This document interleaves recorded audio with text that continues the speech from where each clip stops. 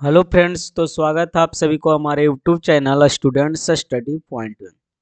आज हम आप लोग के लिए लेकर के आए हैं हिंदी का एक मॉडल सेट लेकर के ऐसे हम आप लोग के लिए कम से कम तो 10 से 15 मॉडल सेट करके लाएंगे। एक मॉडल सेट में हम ज़्यादा नहीं, मात्र 60 क्वेश्चन लेकर के आ रहे हैं। यानी एक मॉडल सेट में पूरे 60 क्वेश्चन रहेंगे हिंदी का। और ऐसे करके आपको कम से कम हम 10 से 15 मॉडल सेट देने जा रहे हैं। तो अगर हम 15 मॉडल सेट देते हैं, अगर 10 मॉडल सेट देते हैं तो क्या होगा कि 600 क्वेश्चन होगा। और 15 मॉडल सेट देते हैं तो पूरे 900 ऑब्जेक्टिव टाइप क्वेश्चन होगा। इसमें से कुछ ऐसे ऑब्जेक्टिव टाइप होंगे जो कि आपको बिल्कुल रिपीट होंगे, और जो ऑब्जेक्टिव टाइप क्वेश्चन रिपीटेड होंगे वही ऑब्जेक्टिव टाइप क्वेश्चन एग्जाम में पूछे जाएंगे। तो देखते हैं कि सेट नंबर 1 हम लेकर के आए हैं, और इस सेट नंबर 1 में पूरे 60 ऑब्जेक्टिव क्वेश्चन को हम डील करने वाले हैं। ज़्यादा टाइम नहीं लगेगा, बस वीडियो को ज़्यादा नहीं, 15 से 20 मिनट का टाइम हम लेंगे, और 15 से 20 मिनट में आपको पूरे 60 का 60 ऑब्जेक्टिव क्वेश्चन को हम डील करेंगे। और इस क्वेश्चन का जो आपको अगर चाहिए पीडीएफ, तो पीडीएफ के लिए क्या करना पड़ता है हम हमेशा बता रहे हैं, और इस पर लिखा हुआ भी है कि इस नोट्स को लेने के लिए इस नंबर पे व्हाट्सअप कर सकते हैं। इस नंबर पे आप व्हाट्सअप कीजिएगा, आपको नोट्स बिल्कुल मिल जाएगा। और कोई भी स्टूडेंट्स अगर चैनल पे नया आता हो तो चैनल को सब्सक्राइब कर दें और बेल आइकन को प्रेस कर दे, ताकि अगले जैसे ही मॉडल सेट हम लेकर के आएंगे सेकंड वीडियो, इसका वीडियो पार्ट लेके आएंगे, यानी कि मॉडल सेट 2 लेके आएंगे, तो इस आपको पास सबसे पहले आपके पास नोटिफिकेशन चला जाएगा जब आप वीडियो चैनल को सब्सक्राइब करके बेल आइकन को प्रेस किए हुए रहेंगे। तो व्हाट्सअप ग्रुप को आप ज्वाइन हो जाइए। व्हाट्सअप ग्रुप पे आपको हमेशा पीडीएफ सेंड होता है, डेली एक न एक पीडीएफ होता है सेंड, और वो 10th का स्टूडेंट्स हो या 12th का, दोनों के लिए। टेलीग्राम चैनल है, वहाँ जाके ज्वाइन हो जाइए। ऑलरेडी पहले से बहुत सारे पीडीएफ सेंड किया गया है, वहाँ भी आपको मिल जाएगा। तो ये चारों लिंक को फॉलो कर दीजिए और पीडीएफ को ले लीजिए। अब देखते हैं क्वेश्चन नंबर 1 की ओर बढ़ते हैं। क्वेश्चन नंबर 1 कहता क्या कि कड़वक के रचयिता कौन है। सबसे पहला क्वेश्चन बाबू, कड़वक के रचयिता कौन है। तो कड़वक के रचयिता थे मलिक मोहम्मद जायसी, जो कि ऑप्शन सी में आपको दिख रहा होगा। कौन थे? मलिक मोहम्मद जायसी। साहित्य लहरी किनकी रचना है। अब साहित्य लहरी बाबू किनकी रचना है, तो आप लोग पढ़े होंगे तो सूरदास की है। किनकी है? सूरदास की है साहित्य लहरी। कविता बली के रचनाकार कौन है। अब कविता बली के रचनाकार कौन है, तो बात बोला जाए तो ये है तुलसीदास। क्वेश्चन नंबर 4 देखते हैं। छत्रसाल दशक के रचनाकार कौन है। छत्रसाल दशक के रचनाकार कौन है बाबू, तो इसका राइट आंसर होगा भूषण। कौन है? भूषण। फिर देख सकते हैं क्वेश्चन नंबर 5, गुलेरी जी की कहानी उसने कहा था किस शहर के भीड़ भरे बाजार से शुरू हुई थी। यानी किस शहर के भीड़ भरी बाजार से शुरू हुई थी, उसने कहा था कहानी में किस शहर का वर्णन किया गया है, तो वो है अमृतसर। यानी ऑप्शन सी इसका करेक्ट जवाब हो जाएगा। फिर क्वेश्चन नंबर 6 देख सकते हैं। भारतीय सिपाहियों का साथ किसने साथ संघर्ष हुआ था। यानी भारतीय सिपाहियों का किसके साथ संघर्ष हुआ था, यानी किसके साथ युद्ध चल रहा था बाबू, तो वो चल रहा था जर्मनी के साथ। ठीक है। क्वेश्चन नंबर 7 देख पा रहे होंगे आपको कि जयप्रकाश नारायण 1974 ईस्वी में आपातकाल के दौरान किस आंदोलन के लिए जेल गए थे। किस आंदोलन के लिए जेल गए थे कौन, तो जयप्रकाश नारायण ने। और कब गए थे, तो 1974 ईस्वी में। तो किस आंदोलन के लिए गए थे दोस्त, तो देख पा रहे होंगे इसका राइट आंसर क्या हो जाएगा, छात्र आंदोलन के लिए। किस आंदोलन के लिए? छात्र आंदोलन, जो कि ऑप्शन बी में आपको दिख रहा होगा। इसका राइट जवाब ऑप्शन बी हो जाएगा। जयप्रकाश नारायण के पिता का क्या नाम था। अब बता सकते हैं जयप्रकाश नारायण के पिता का नाम, तो वे थे हर्षु दयाल। कौन थे बाबू? हर्षु दयाल थे। ठीक है। नेक्स्ट क्वेश्चन की बात बोला जाए तो देख सकते हैं, नेक्स्ट क्वेश्चन आपको दिखाते हैं। रेणुका किसकी रचना है। रेणुका किसकी रचना है बाबू, तो रामधारी सी दिनकर की। किसकी? रामधारी सी दिनकर। इसका राइट जवाब हो जाएगा। मालती के पति का क्या नाम था, तो मालती के पति का नाम था महेश्वर। क्या नाम था बाबू? महेश्वर। फिर कहता है देख सकते हैं, कहरानामा। कहरानामा किसकी कृति है, तो कहरानामा मलिक मोहम्मद जायसी की है। किसका है? मलिक मोहम्मद जायसी की। साहित्य लहरी रचना है, अभी देखे थे साहित्य लहरी किनकी रचना है बाबू, तो सूरदास की। क्वेश्चन नंबर 2 में ही हम देख चुके हैं। सूर्य काव्य के 3 प्रधान विषय हैं। सूर्य काव्य के 3 प्रधान विषय कौन कौन से हैं, तो इसमें इसका जो होगा विनय भक्ति, वात्सल्य और प्रेम श्रृंगार, ये तीनों हैं जो कह सकते हैं सूर्य काव्य के 3 प्रधान विषय के नाम। तो ये हैं विनय भक्ति, वात्सल्य और एक प्रेम श्रृंगार। ठीक है। फिर कहता तुलसीदास के माता का क्या नाम था, तो तुलसीदास के माता का नाम था हुलसी। तुलसी हुलसी, तुलसी के माता का नाम हुलसी। कवितावली किसकी रचना, अब बताओगे कवितावली किसकी रचना है बाबू, तो वो भी है तुलसीदास की। किसकी, तुलसीदास की। ध्रुव स्वामिनी किसने लिखी, ध्रुव स्वामिनी किसने लिखा था, अब ध्रुव स्वामिनी जो लिखा था वो थे जय शंकर प्रसाद। कौन थे, जय शंकर प्रसाद। ऑप्शन बी इसका करेक्ट होगा। इंदु का प्रकाशन प्रारंभ हुआ, इंदु का प्रकाशन कब प्रारंभ हुआ था बाबू, तो इसका राइट आंसर होगा 1908 ईस्वी में। कब, 1908 ईस्वी में। सुभद्रा कुमारी चौहान की मृत्यु कैसे हुई थी, अब बताएंगे सभी लोग। सुभद्रा कुमारी चौहान की जब मृत्यु हुई थी वो कैसे हुई थी, तो वो हुई थी कार दुर्घटना से। किससे, कार दुर्घटना में हुआ था सुभद्रा कुमारी चौहान की मृत्यु। फिर कहता बिखरे मोती कहानी संग्रह, बिखरे मोती कहानी संग्रह किसका है बाबू, बिखरे मोती तो कहा जाए ये भी सुभद्रा कुमारी चौहान की ही कहानी संग्रह। दूसरा सप्तक, बहुत इंपॉर्टेंट क्वेश्चन है बाबू, दूसरा सप्तक किसकी रचना है, तो रघुवीर सहाय। क्या होगा, रघुवीर सहाय। विद्यालय का संधि विच्छेद, अब बताओ विद्यालय का संधि विच्छेद कौन कौन जानता है। विद्यालय सबसे इजी क्वेश्चन, विद्या जोड़ आलय। विद्या देखो ऐसे करके धा लिखा रहता, विद्या जोड़ आलय, यानी विद्या जोड़ आलय जो तुम्हारा हो गया, क्या हो गया, विद्यालय। ठीक है, ऑप्शन बी।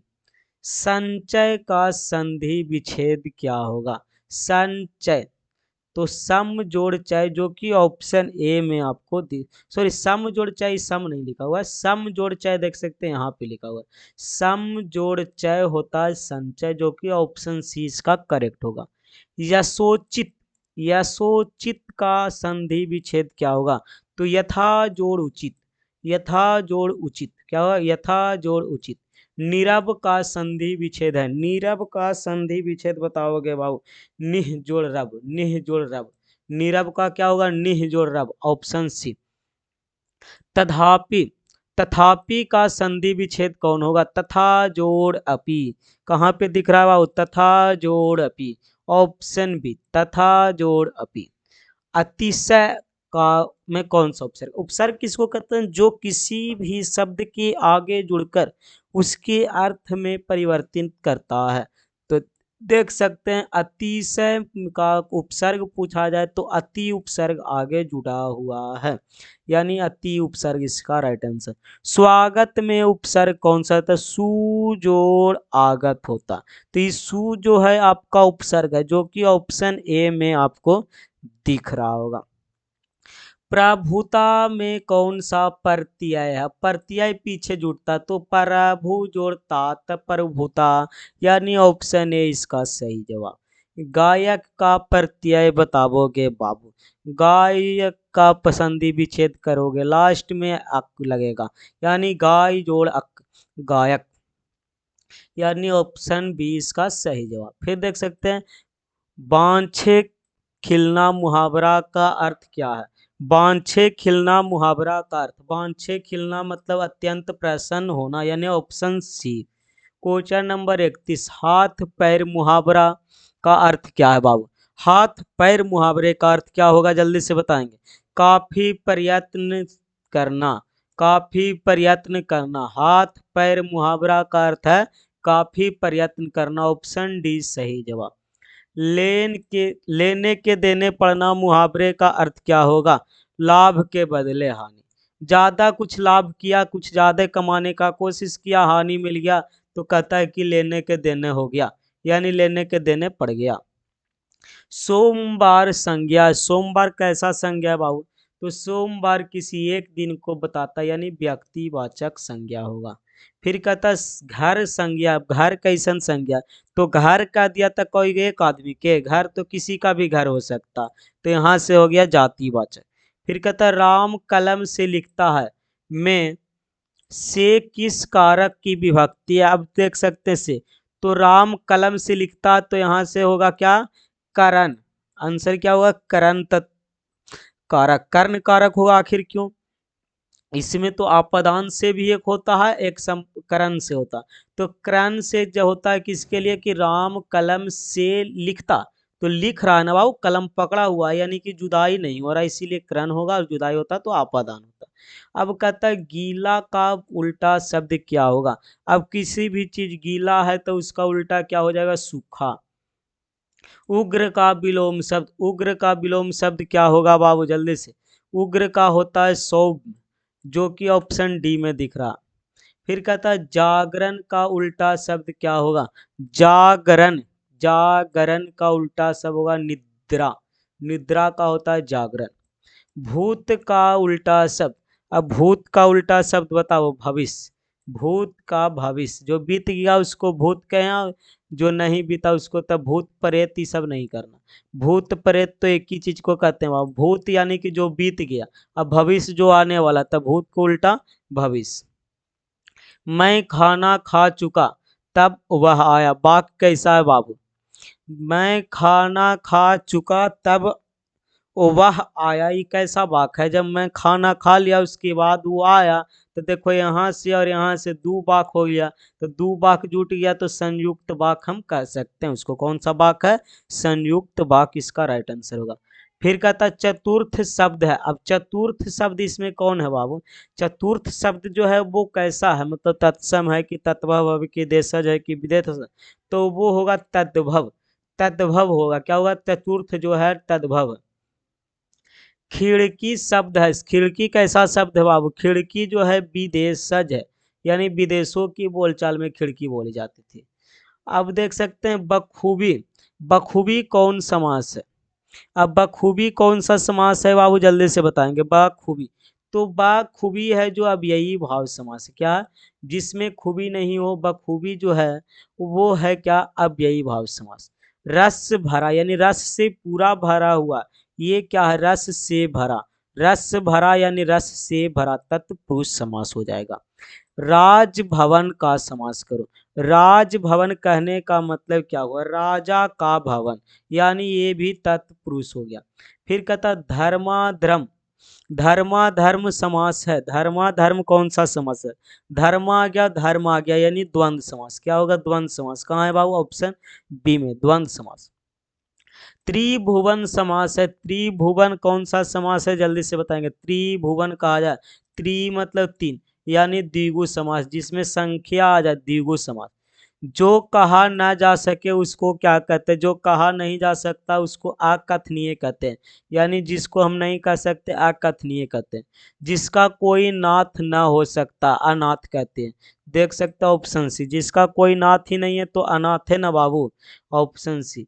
50 में क्रम का विशेषण है, तो क्रम का क्रमिक होता है, क्रम का विशेषण क्रमिक, ऑप्शन सी, ठीक है।